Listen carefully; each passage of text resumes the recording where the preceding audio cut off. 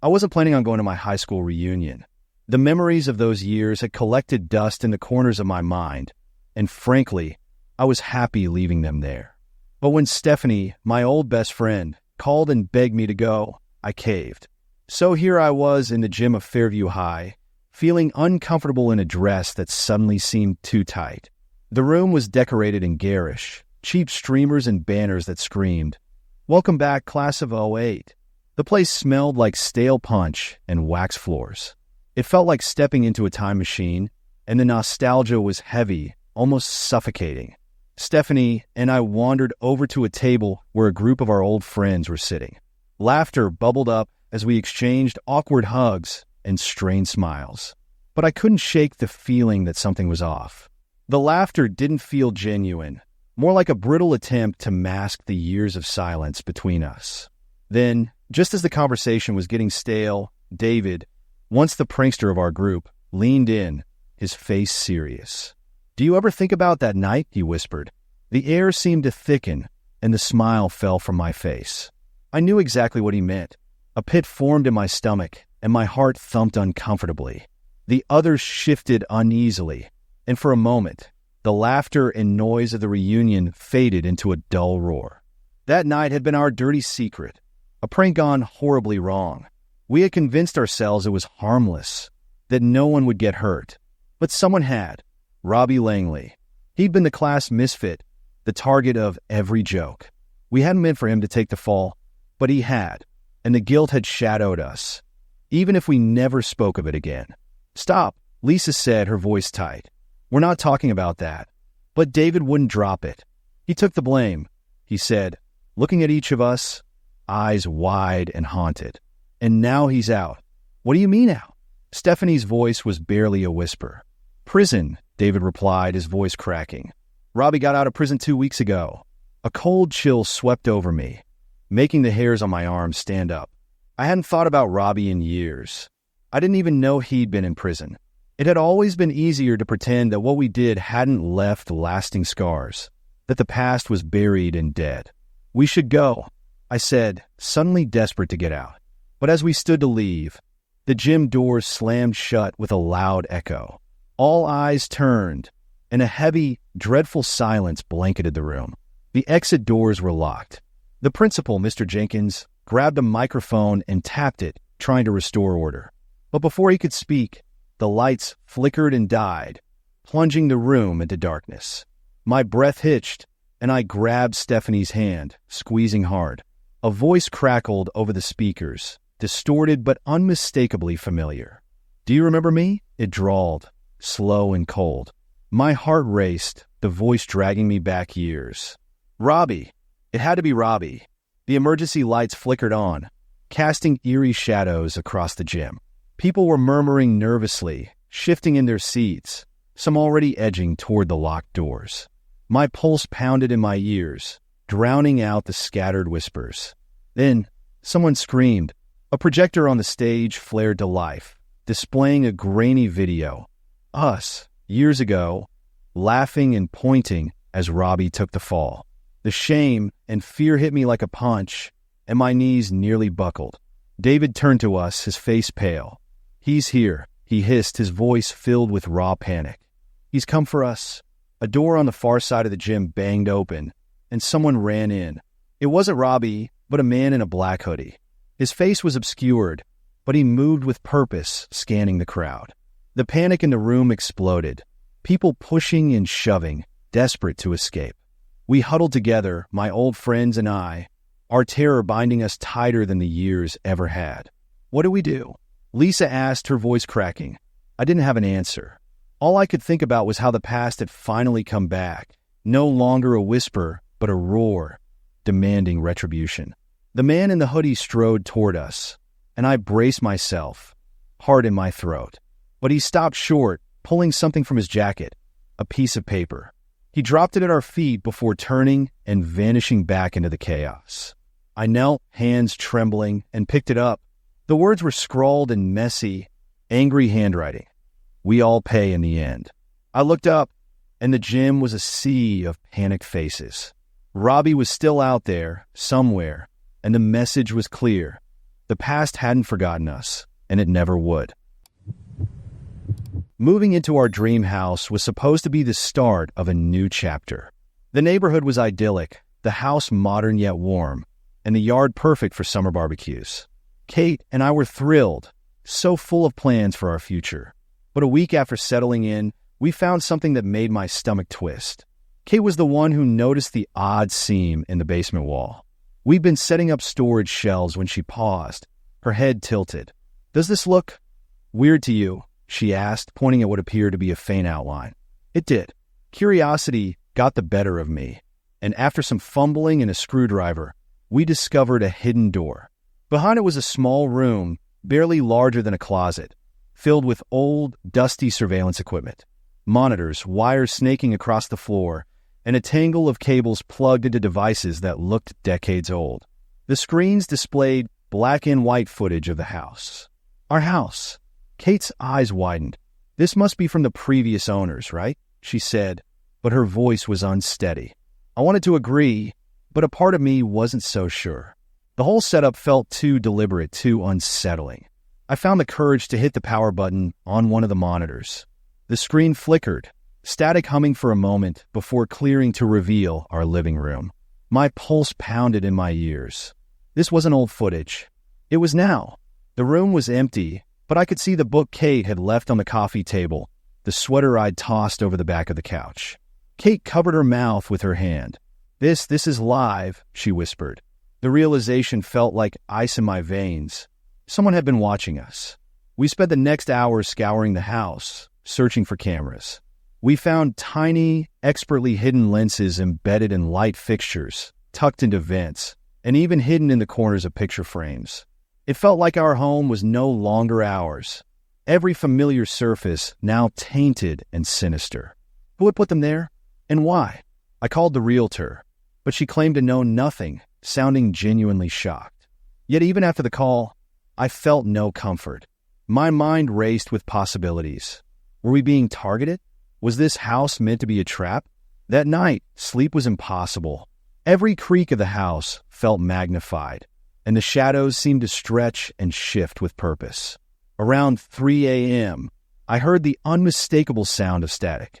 I bolted upright in bed, my heart slamming in my chest. The sound was coming from the basement. I grabbed the heaviest object I could find, a large metal flashlight, and tiptoed down the stairs, adrenaline coursing through me. The static grew louder. As I crept closer to the hidden room, I noticed the door was ajar. A sliver of light seeped out, and my hands trembled so hard I almost dropped the flashlight. Taking a deep breath, I nudged the door open. The monitors were on, but the footage wasn't of our house. Instead, they displayed us, Kate and me, sitting in our living room, laughing, sharing quiet moments from days before. The footage switched in slow, glitchy cuts like some twisted greatest hits compilation of our lives. I backed out, feeling nauseated, only to find Kate standing behind me. Her face was pale, eyes wide. "I heard someone outside," she whispered. The fear in her voice made my skin crawl. Together, we rushed to the front window. At first, everything seemed still, but then a shadow shifted near the tree line. Someone was there, watching. The urge to run, to flee from the house, gripped me so hard I could barely think. But running where? We had no idea who was doing this or how far they'd go. Kate grabbed my hand, squeezing hard. "We have to call someone," she said, but just as she spoke, our phones vibrated at the same time. A message from an unknown number. "Leave, and we'll be watching." My vision blurred for a second, panic gripping me like a vice. Kate read the message and looked at me, her eyes brimming with tears. "What do we do?" she whispered, her voice breaking.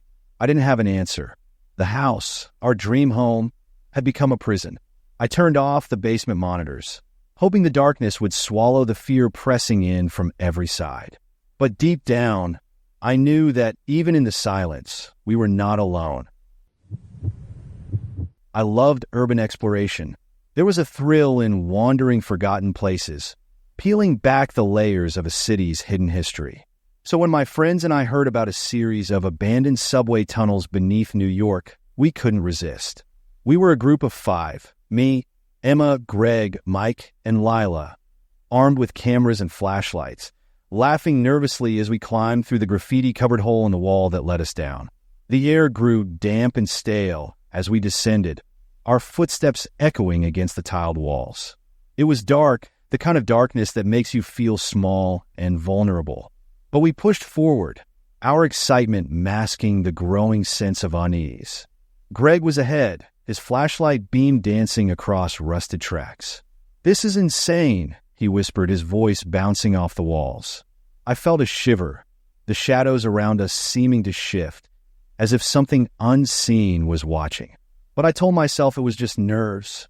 We wandered deeper until we came across something we hadn't expected: signs of life.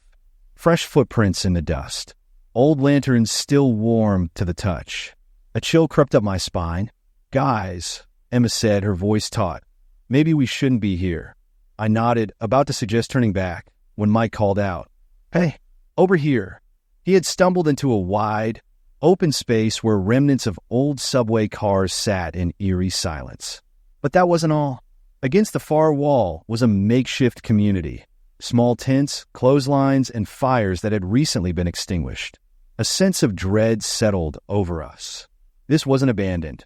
It was a secret, a place someone wanted to keep hidden. I turned to Greg. "We need to leave. Now." That's when we heard it. Footsteps. Slow, deliberate, echoing through the tunnels. Every hair on my body stood on end. Whoever was out, there wasn't in a hurry. They were waiting, listening. Emma grabbed my hand, her grip like a vice. "Who's there?" Greg called, his voice cracking. Silence. Then a whisper, so quiet I wasn't sure I'd heard it. "You shouldn't have come." The footsteps grew louder. Panic surged, and we started to back up, but we didn't know which way was out anymore. Shadows moved at the edge of our flashlights. Too many shadows. My breath came in ragged gasps, the walls closing in, the damp air suffocating. We bolted. I grabbed Emma, and we ran, feet pounding against the concrete, the sound of pursuit all around us. The tunnels twisted and turned, every path looking the same. Greg stumbled, his camera smashing against the floor, and he cursed, scrambling to his feet. We burst into another chamber, one with a pool of stagnant water in the center. The footsteps behind us stopped. I turned, chest heaving, to see figures emerge from the darkness, faces obscured by rags and dirt, their eyes glinting in our flashlight beams. One stepped forward. "You've seen too much," he said, his voice rough, but not angry. More resigned. Behind him, others appeared, blocking our escape. They surrounded us, silent and watching, like predators studying prey. Mike raised his hands. "We're sorry," he said, his voice cracking. "We'll leave. We didn't mean—" "No one leaves," the man interrupted. He sighed, almost regretful. Not without giving something back. Emma's grip tightened on my hand. I could feel her shaking, could hear Lila's quiet sobs. "What do you want?"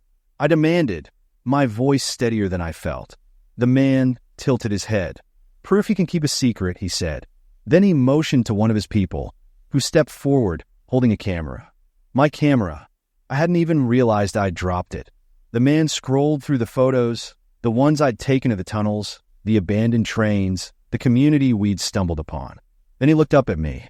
"Delete them," he ordered, tossing the camera back. My hands shook as I did as I was told, deleting each photo. But even as I complied, I knew it wouldn't be enough. "Now," he said, "swear you won't speak of this." His gaze burned into mine, and I knew he was testing me, weighing the truth. "I swear," I croaked, and the others echoed me. The man studied us for a long, excruciating moment.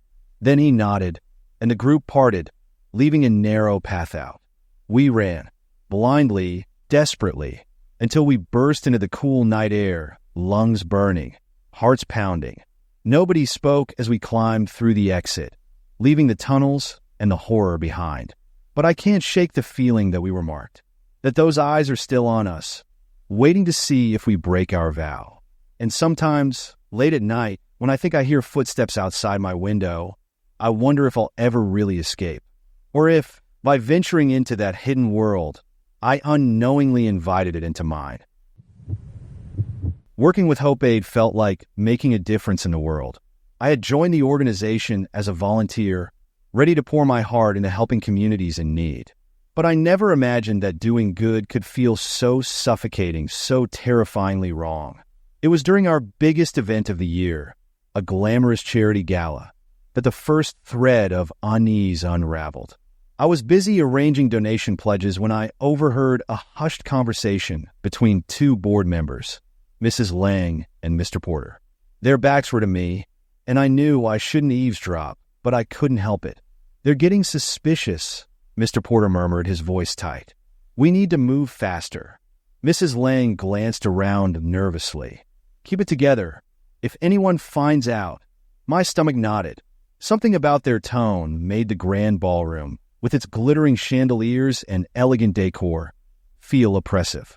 Before I could make sense of it, someone called my name, and I was pulled back into the chaos of the evening. But the feeling lingered. Over the next week, I started noticing more oddities. Donated supplies meant for struggling communities were disappearing, and financial reports had discrepancies that didn't add up.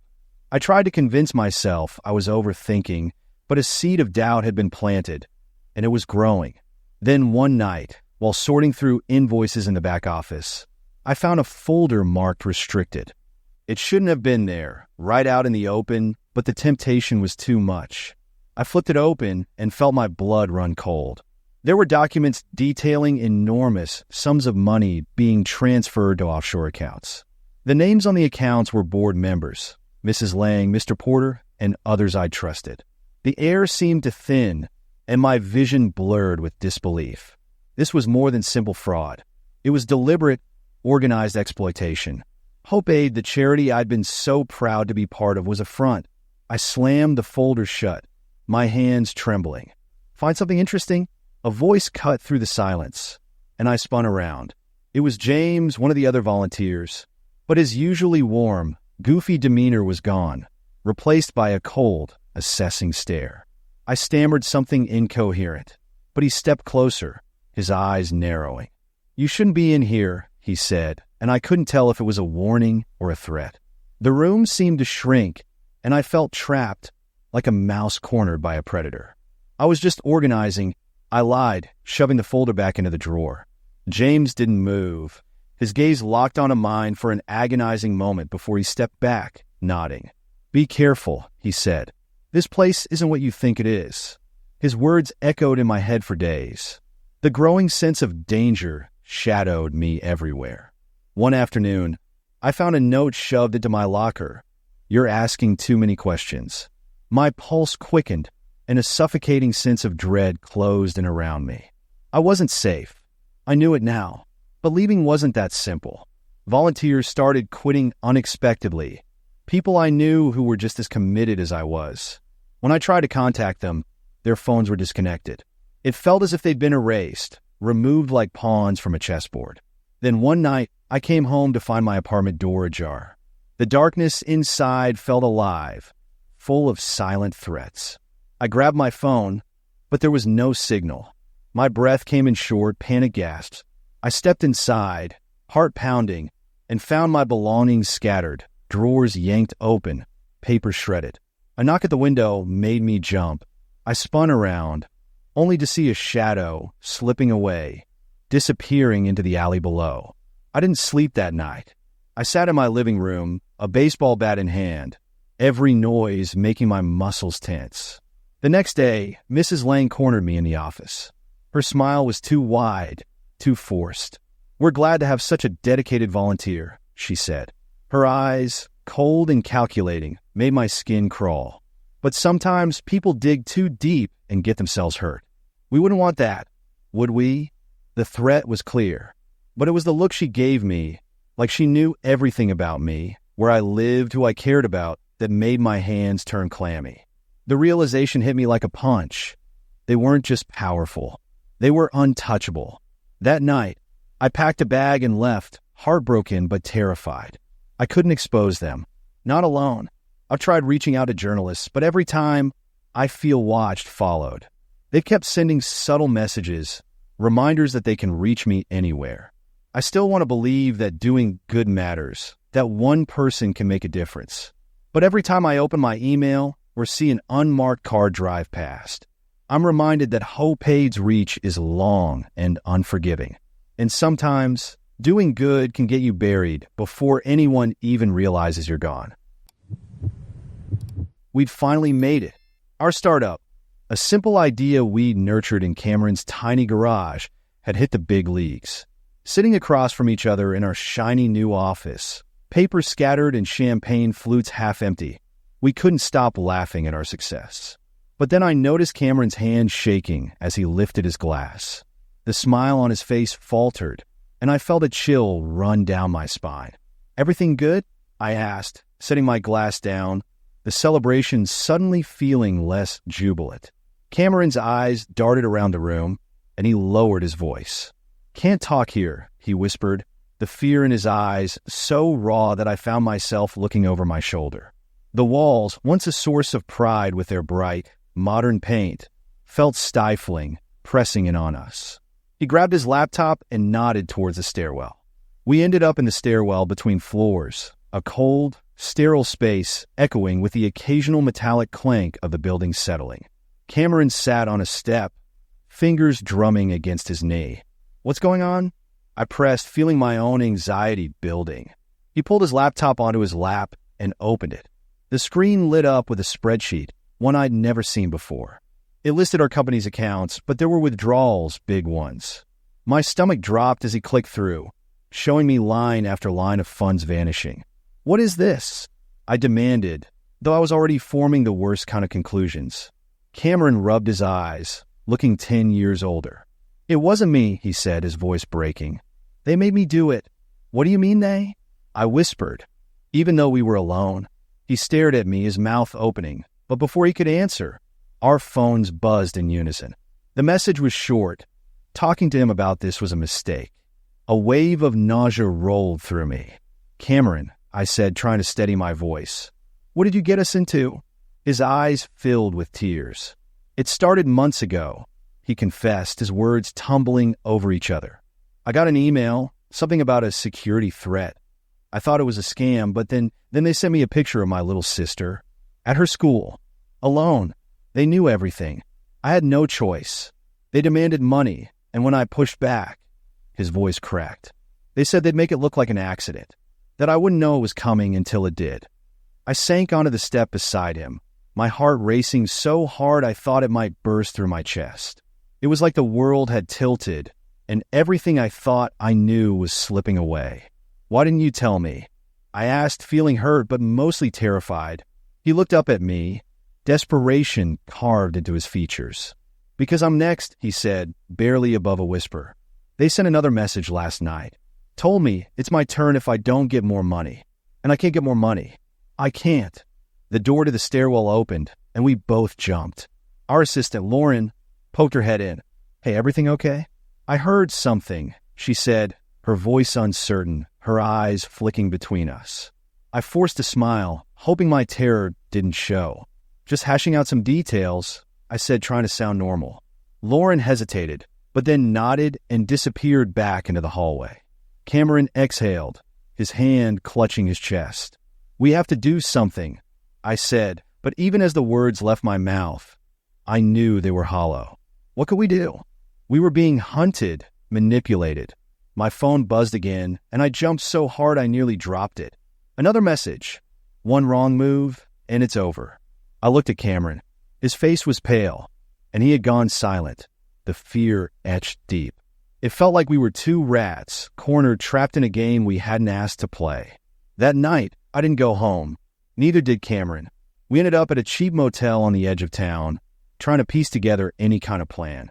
But as we sat there in the dim light, our laptops open and our nerves raw, I couldn't shake the feeling that someone was watching. Someone waiting. I'd once heard that the real world is a jungle, and the predators don't always wear fangs. Sometimes they wear suits and send polite emails. And sometimes they don't stop until you're running out of places to hide. And right then, in that cramped motel room, it felt like the walls were closing in, leaving us with nowhere left to go. I thought working at Evergreen Heights Retirement Home would be calm, even boring. I'd only been a nurse there for 3 months, and most of my nights were spent listening to the soft hum of the residents' snores or chatting with the other night shift staff. But last Thursday changed everything. It was one of those nights where the air felt thicker, like the walls were leaning in listening. Mrs. Dawson, one of the residents, called for me just past midnight. She was an elegant woman in her 80s, with sharp blue eyes that always seemed to notice more than she let on. "They're coming for me, you know," she whispered, her voice shaking. Her hands clutched the edges of her blanket. Her fear was palpable, making my own heart start to race. "Who?" I asked, trying to sound soothing, but she didn't answer, just stared past me, into the corner where the shadows gathered. I stayed with her until she calmed down, promising to leave the night light on. But as I left her room, a chill ran up my spine. The hallway, normally bright and warm, felt dimmer, quieter, almost sinister. I didn't think much more of it until an hour later. Mr. Henderson, a retired journalist, was wheeled out on a stretcher. He had suffered a sudden fall, one that shouldn't have happened. I overheard 2 orderlies talking about how he'd been preparing to tell the staff something, how he'd become paranoid. "Another accident," one of them muttered, shaking his head. "Another accident." The words didn't sit right with me.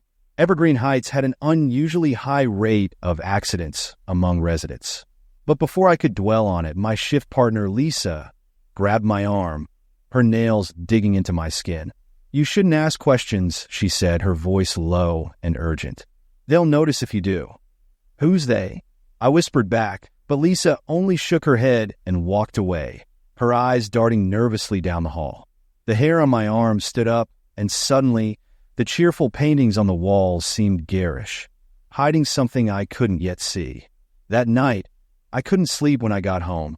The thought of Mrs. Dawson's fear, Lisa's warning, and Mr. Henderson's stretcher haunted me. I needed answers. The next evening, I returned to work early and went straight to the records room. It was quiet, the hum of the air conditioning the only sound. I logged into the system, feeling like a criminal. The files were routine until I dug deeper, into the incidents marked sensitive. Each report told the same story. A resident about to reveal a significant memory, an old secret, or something they had witnessed years ago, and then an accident. My hands shook as I read, the pieces falling into a terrifying picture. I was still staring at the screen when someone entered the room. The door closed softly, and I felt the presence behind me before I even turned. It was Dr. Morris, the head physician. "Finding something interesting?" he asked, his voice mild but his eyes cold. I swallowed, my mouth dry. Just reviewing old cases, I managed, trying to keep my voice steady. He stepped closer, and I caught a whiff of antiseptic mixed with something bitter. His gaze bore into me, and the room suddenly felt stifling, like the walls were pressing in. "You should be careful, Amy," he said, leaning in. "People who get curious tend to have accidents." The way he said it, so calm, so sure, made my skin crawl. He left, his footsteps echoing down the hall, and I realized I was holding my breath. The rest of the shift was a blur. I checked on Mrs. Dawson, who was asleep, clutching her rosary. I wondered how long she had before another accident happened. Every creak of the floorboards made me jump, and I couldn't shake the feeling that someone was watching me. When my shift finally ended, I rushed to the parking lot, my keys clutched tightly in my fist. As I approached my car, I noticed the hood was popped open slightly. My heart plummeted. I hadn't left it that way. I backed away, trying to decide what to do, when a dark SUV idled into the lot, headlights glaring. I didn't wait to find out who was inside. I bolted, running across the parking lot, the sound of my shoes slapping against the pavement too loud in the stillness. I didn't stop until I was far from the retirement home, my breath coming in ragged gasps. Now I sit in my apartment, blinds drawn tight, my phone in my hand. I could call the police, but what would I say? That something sinister was happening at Evergreen Heights, something I couldn't quite prove yet? They'd probably laugh, or worse, do nothing, leaving me to fend for myself against whoever was pulling the strings. But I know one thing. I won't go back there tomorrow. I can't, because next time, the accident might be mine. I didn't want to do it. Every instinct in my body screamed that we should leave that room locked. But the pressure from the other pledges was like a weight on my chest, making it hard to breathe.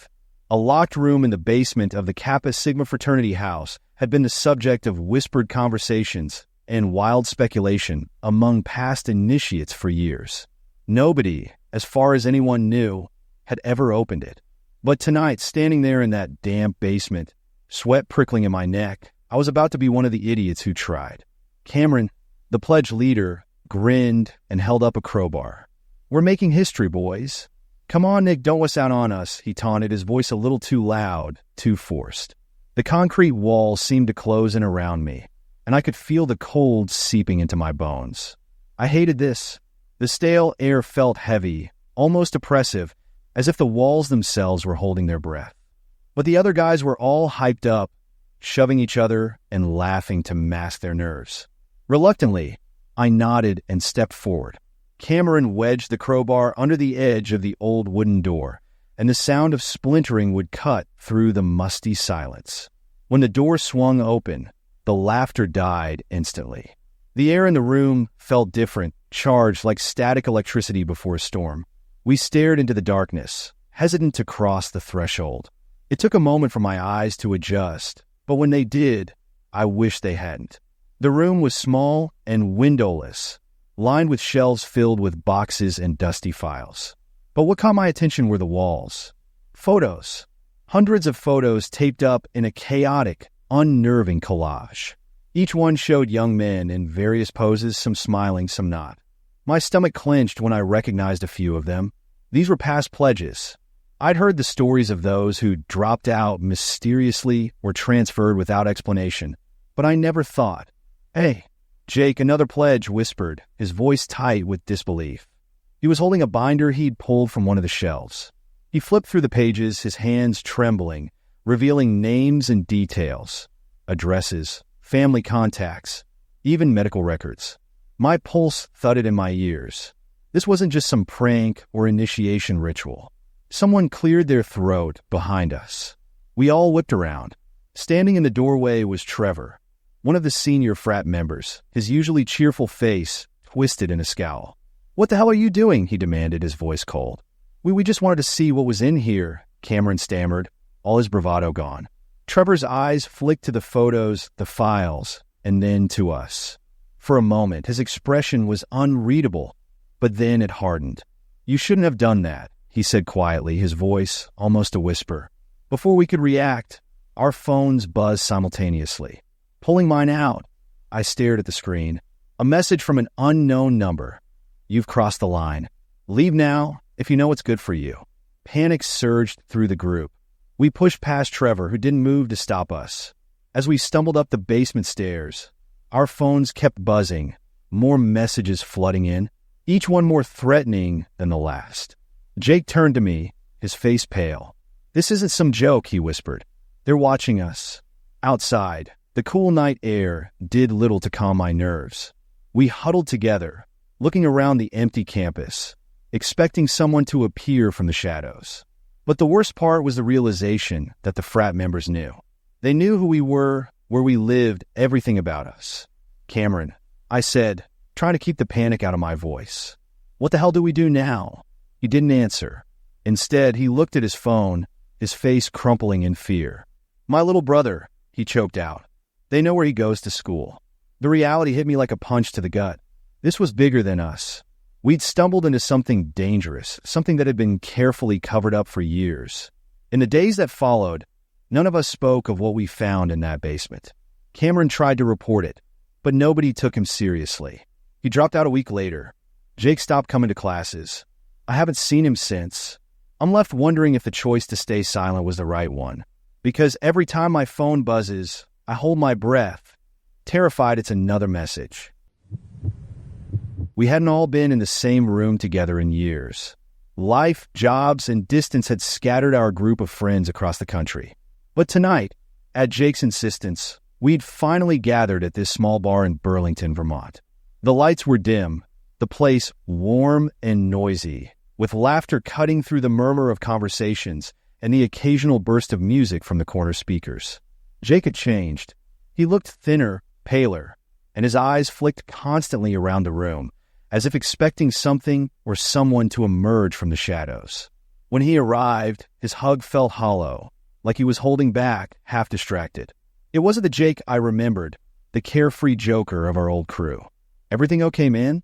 I asked, leaning forward, my voice low to avoid anyone overhearing. Jake forced a smile that didn't touch his eyes. Yeah, all good. "It's complicated," he said, fidgeting with the beer bottle in front of him. The others had noticed it too. The laughter that should have come easily was strained, and conversations stopped awkwardly, with Jake's unease infecting the rest of us. It was only after a couple of drinks that he seemed to loosen up a bit. And then, right when we were all laughing at some silly memory of our college days, Jake's eyes went wide. He wasn't looking at us anymore, but past us to the street outside the bar's window. His face lost all its color. "What is it?" I turned to look, but there was nothing unusual. Just parked cars, people walking past. Yet, Jake's reaction had made my pulse quicken. "They found me," he whispered so quietly I almost didn't hear it. "Oh," I demanded. But before he could answer, a black SUV slowed as it passed the window.